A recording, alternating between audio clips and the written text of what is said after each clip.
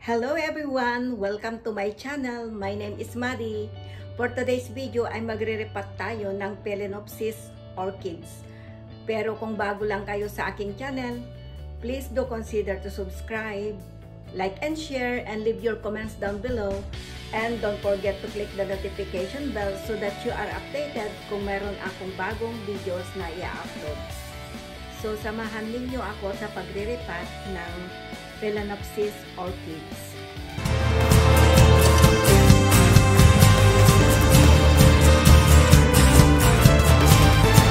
So ito guys, yung i-repack natin na Phalaenopsis orchids.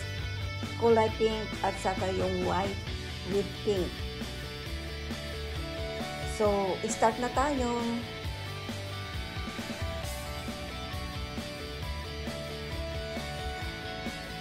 So, ito guys, ang gagamitin kong pot. Ito ay use na siya. Dati ko nang pinagtaniman ng mga Phalaenopsis orchids. So, ito ay cement lang siya na may pagka kulay gold. Ano lang to, i-sprayan ko ng paint. So, umpisan na natin ang pagre-repat sa ating Phalaenopsis orchid. So, ang gagamitin nating potting media ay mix. So, ang tawag natin dito sa gagamitin natin pagrepat sa Phalaenopsis orchids ay potting media. Kung sa plants naman ay soil. So, ito ay tinatawag na potting media. Mix ito ng hydrotone at saka orchid bark. So, itong hydrotone ay hinugasan ko siya ng maraming beses para maalis kung anumang chemicals na mayroon siya. At saka, binabad ko rin ito sa mainit na tubig. So, umpisahan na natin ang pagre-repat dito sa Phalaenopsis orchids. Dahil ang Phalaenopsis orchid ay nasa plastic pot lang sila. So, yung kanyang mga roots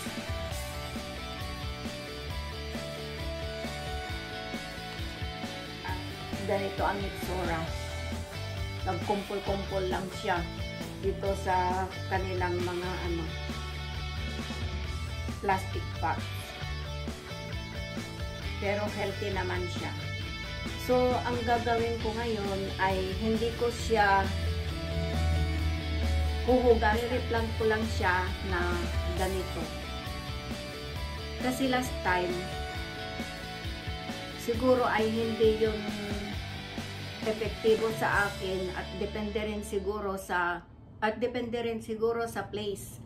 Kasi last time, nag-research ako kung paano mag-alaga ng Phalaenopsis orchids. So, ginaya ko yung mga ginagawa nila.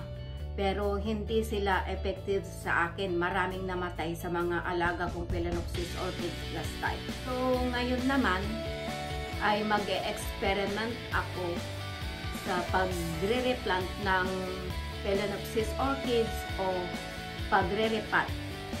So, ang gagawin ko ngayon sa my way lang, ang gagawin ko ngayon ay i-repat ko silang ganito. Hindi ko siya hindi ko ibubuka yung mga roots niya at hindi ko aalisin sa kanyang potting media.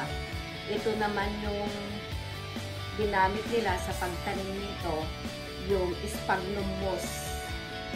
Sphagnum moss ang tawag dito. So, alisin muna natin sa kanilang plastic pot dahil mahirap silang tanggalin. Kasi hindi ko kasi siya sinok sa tubig kaya medyo mahirap. Dahil basa pa naman, ayos lang. So, ito. Itong pangalawa. At saka meron na siyang dried na leaves. Yellow pala. Dried leaf. Yellow leaf. Dried leaf. Meron na siyang na dried na leaf. Leaf pala, hindi leaves, leaf.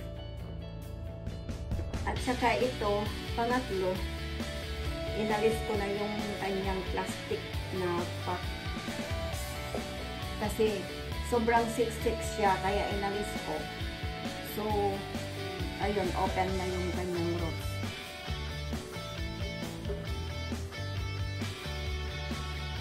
So, ang gagawin natin ngayon, maglalagay ito, lalagyan muna natin ng potting media. Mix ito. Mix siya ng orchid barks at saka hydrotone. So, ang paglalagay ko sa kanila ay medyo paganito, pahaba. Ganito lang.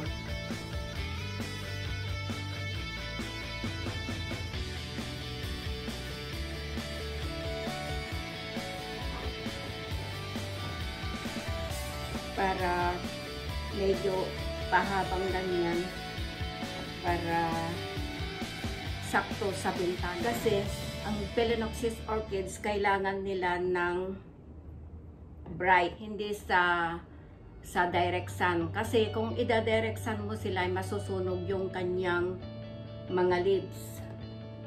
At saka kailangan yung Phalaenopsis orchids, depende rin sa place nyo kung kung madali lang siya matuyo. So, pwede mo siyang diligan ng twice a week. Pero yung sa yung dito sa orchids ko, ang way ko ng pagdidilig ay once a week. Minsan, every 2 weeks. Tinitignan ko lang kung dry siya. Kasi dito, lalo na pagka nandito, madali mo lang siya matansya, makita kung dry na siya. Kaya mainam na kung nasa pating pot na sila, mainam na once a week sila didiligan dahil magkakaroon sila ng root rot kung ma-overwater.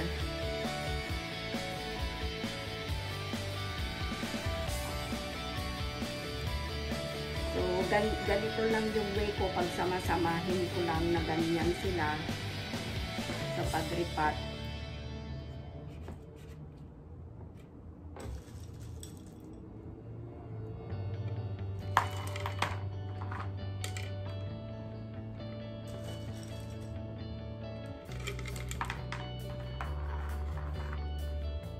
Nilalagay ko lang ito sa sa bintana. Filtered sunlight.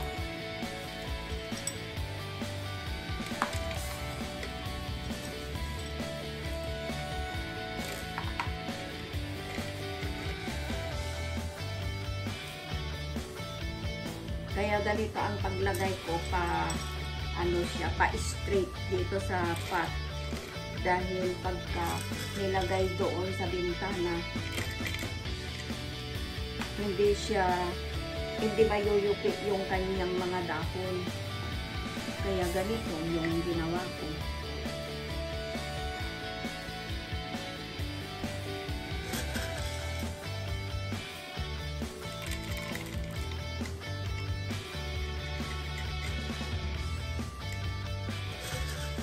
Yung mga alaga ko last year, 2 lang yung nabuhay. Siguro, yung ginaya ko na way nila ay hindi epektibo sa akin. So, ngayon naman ay magre-repot ako sa alam kong paraan ng pagre-repot. So, titignan natin kung effective ba. Dahil yung mga iba kong Phalaenopsis orchids na nasa bintana ay okay naman. Ganito lang din ang ginawa ko sa kanila. Hindi ko siya inalis sa dati niyang potting media. So, sawa ng Diyos, nabuhay din naman sila. At yun, patuloy na namumulaklak.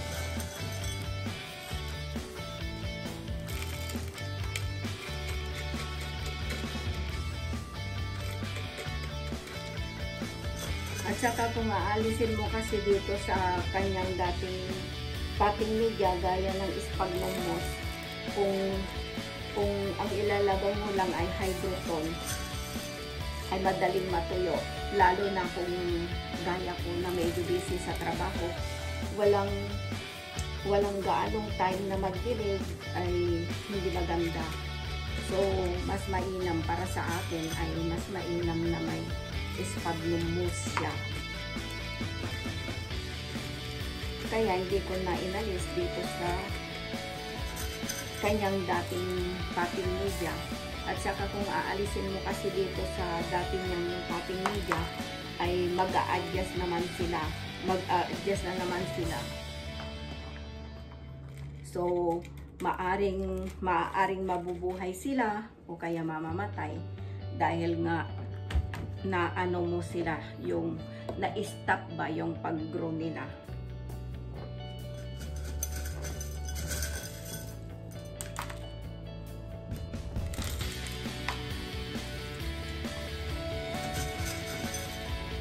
So, yung experience ko dito sa pagtatanim ng Phalaenopsis orchids ay solid naman. Yung ginawa ko lang na i-replant lang, hindi huhugasan ang kanyang roots. So, sabi ko na ito yung effective sa akin. Yung ililipat lang siya na hindi na kailangang hugasan ang kanilang roots. Kasi yung mga ibang nagtatanim ng mga Phalaenopsis orchids ay hinuhugasan nila yung roots, tapos ini-sprayan din ng ng hydrogen peroxide.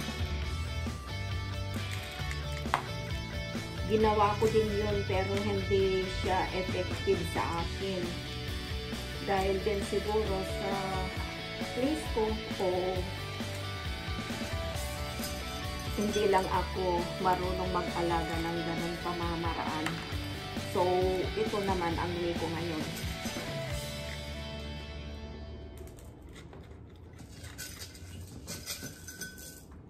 At saka kung na-overwater kasi ang Phalaenopsis orchids ay nagkakaroon sila ng root rot.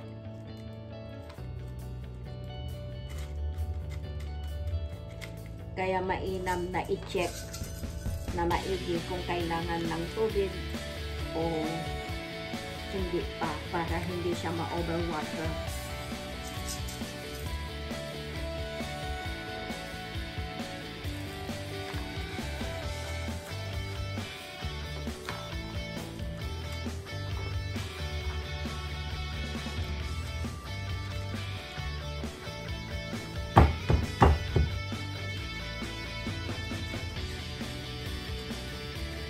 Pagka kasi itong kanyang kanyang puno o kaya itong leaves niya, pagka nabasa kasi na hindi agad-agad natutuyo, yun ang doon nakukuha yung pagkakabulok. Doon siya mag-uumpisang mabulok. Lalo pagka siya, hindi yung nadadry agad, mabubulok sila.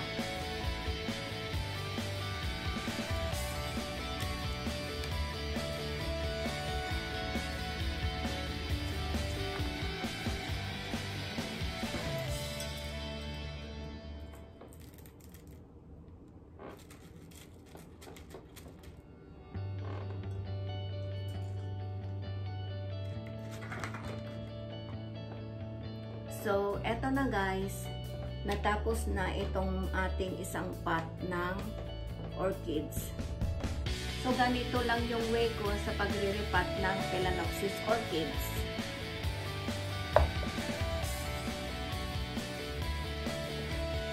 Thank you for watching guys. See you on my next video.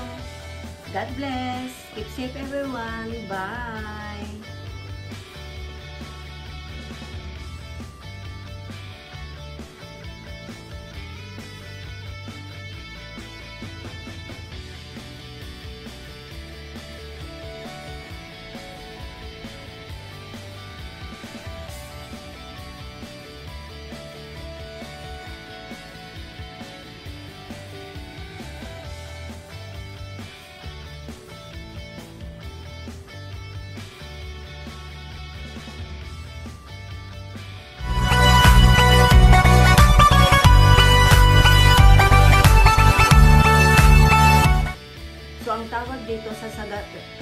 ang tawag na, pero itong hydrosol ay hinugasan, pero itong saka kasi pagka hindi matuyo, pagka kasi na